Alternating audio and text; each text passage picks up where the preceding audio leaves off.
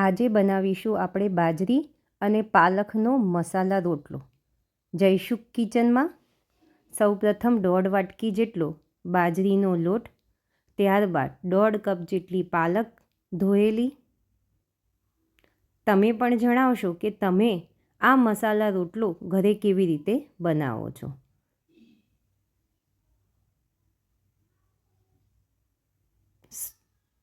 એક નાની ચમચી વરિયાળી,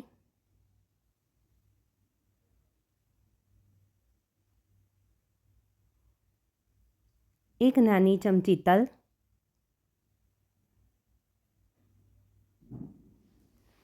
હળદર,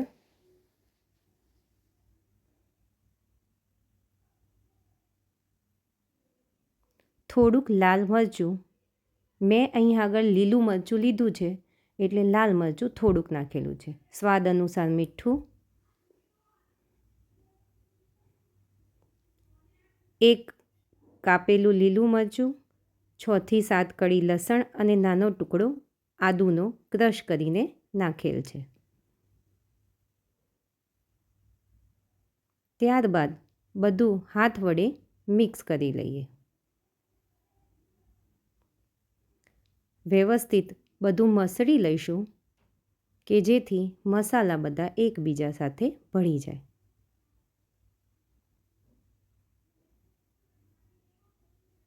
ત્યારબાદ જરૂર અનુસાર પાણી લઈ અને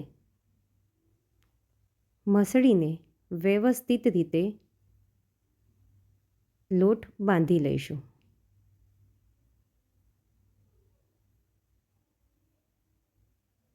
ત્યારબાદ તેમાંથી ભાગ કરી અને હાથ વડે કે ઓરસિયા ઉપર ટીપીને રોટલા બનાવીશું.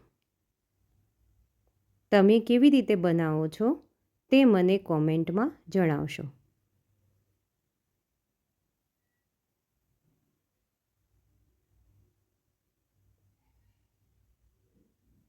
ત્યારબાદ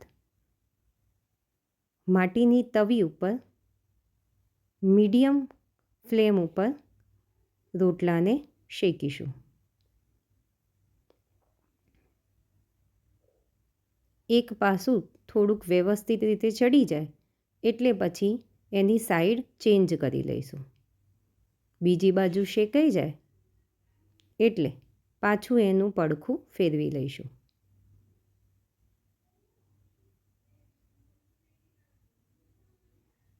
આવી રીતે આપણો રોટલો સરસ રીતે શેકાઈ ગયો છે. આ જ રીતે બીજો રોટલો પણ બનાવેલ છે. ઘરે બનાવેલું તાજું માખણ અને લસણ મરચાંની ચટણી આની સાથે બહુ જ સરસ લાગે છે અને એમાં પણ શિયાળાના મૂળા.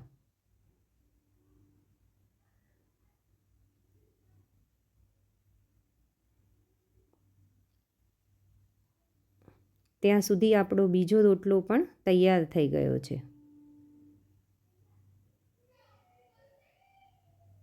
હવે તેના ઉપર ઘરે બનાવેલું ગાયનું ઘી,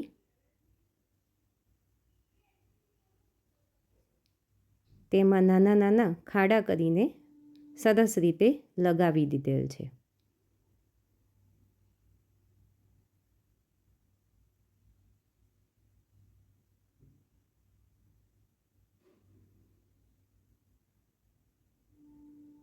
આને પણ લસણની ચટણી અને ચા સાથે તમે માણી શકો. આવા વિડીયો જોવા માટે ચેનલને લાઈક, શેર અને સબસ્ક્રાઈબ કરો.